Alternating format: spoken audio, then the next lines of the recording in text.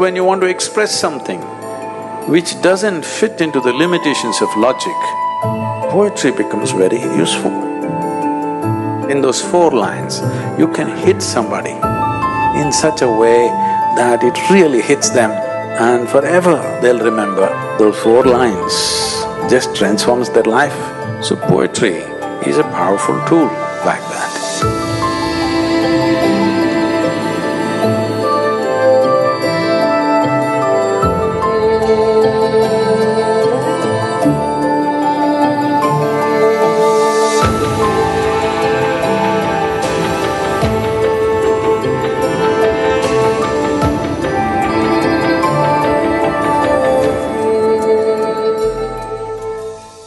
Namaskaram and a very warm welcome to all of you. I'm delighted to be here at the launch of Sadhguru's new book of poems, Eternal Echoes. There are many of you here who are familiar with some of Sadhguru's work, and this is a chance to immerse yourself in over 500 pages of it.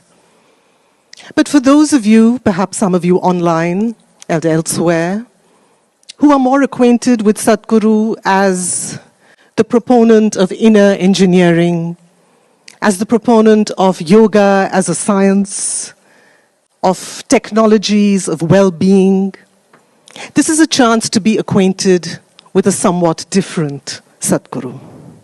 And for those of you who've known Sadhguru through his many avatars online as the dynamic navigator of the external world, as a charismatic public speaker, as the initiator of multiple projects, as an aviator, a golfer, a motorcyclist, this is yet another chance to be acquainted with a somewhat different Sadhguru.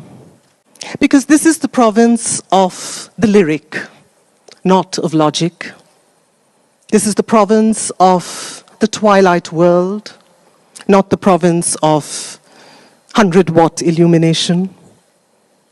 And Sadhguru himself describes himself in these pages at various junctures in particularly interesting ways. At one point, he describes himself as a wanderer of the twilight world. At another point, as a borderline being. At yet another point, as a fathomless, empty page. And at yet another point, as one who can see in the dark of the cosmic womb. These were some of the images that I took away with me at the close of this book. It's almost like having a glimpse into a mystic's journal. It's a series of utterances in which we see a person not particularly concerned with issues of form or craft or even grammar. But what there is in abundance is glimpse after glimpse into the unimaginably eventful inner life of a mystic. And this remained with me above all. I think for those who are fascinated by the many faces, the many dimensions of Sadhguru, this offers a glimpse into him as that borderline being, standing on the cusp of diverse worlds, as a dual citizen of both the darkness and the light. And for those who are seekers, this book offers the chance to be transported to a place that I think every seeker is passionately and deeply curious about, which is the state of mystical union.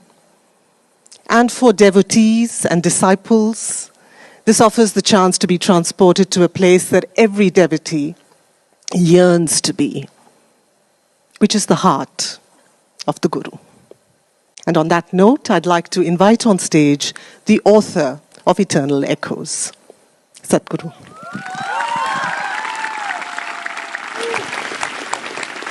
I'm going to ask you at this point not to read the one that I'd originally intended, but to move on to your Guru poems, where you actually speak of your own master. These are among the most spare poems in the book, and perhaps amongst the strongest. So it would be a pity to bring this to a close without reading those poems. Where is that?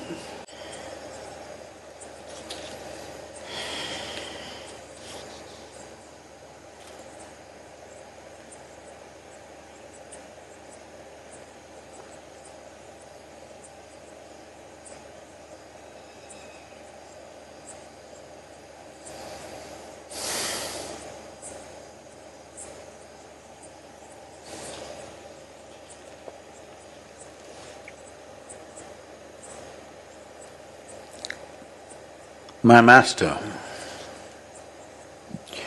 Brooding, squinting, staring, I could not hit the mark. He walks in like a wanton monarch with a crooked stick and he makes his mark.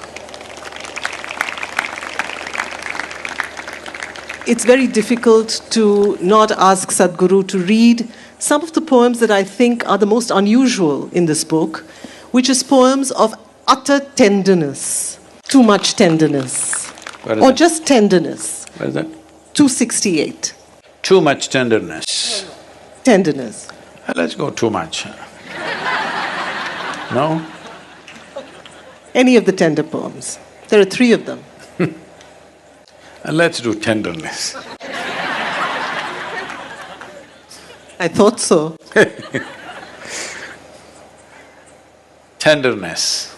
The irony of life that I should now be doing everything to bond myself, to bind myself, to demarcate boundaries that no one should cross, doing my best to be self-centered, all these antics just to keep this crumbling cage intact.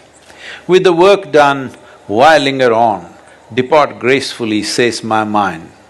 But what to do with lovers who have lost themselves in the process of loving? Too many lovers, the very remembrance brings tears of too much tenderness, so I will act brash and go on.